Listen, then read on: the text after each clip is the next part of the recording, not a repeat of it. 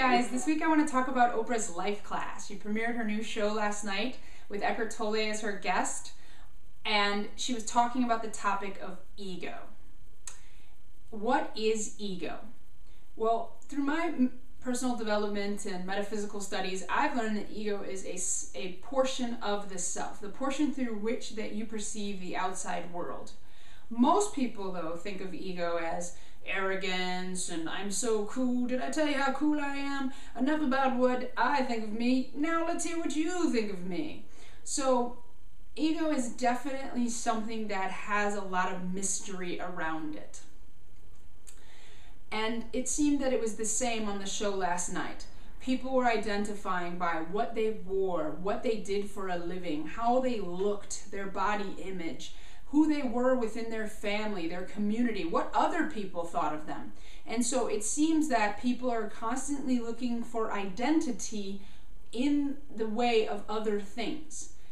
The problem with that is if you don't know who you are and then you take away the corporate job or you take away the nice house or the money, now who are you? Well, I was a six-figure earner and now I don't know who I am. So if you identify with things outside of yourself, there's a loss of self, which would be then a myth, a misperception. There was a woman in the audience who spoke very eloquently about love and how unconditional love of self, like things you don't need from outside. I like appreciation. I like receiving love. I love people acknowledging me for who I am or the things that I do, but I don't need those things because everything I ever needed was inside of myself. And that shows that, yes, you are not the things that you own, the things that you do, the things that you have, or who you are within your family.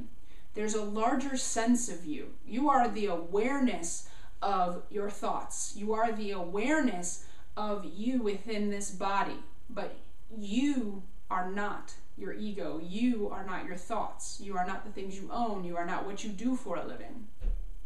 And so spending time, as I spoke in my last blog, and Eckhart Tolle also speaks about, is spending time with self in the quiet, listening to yourself. That's when you get a better sense of who you really are. And then you don't let your ego become the I of you.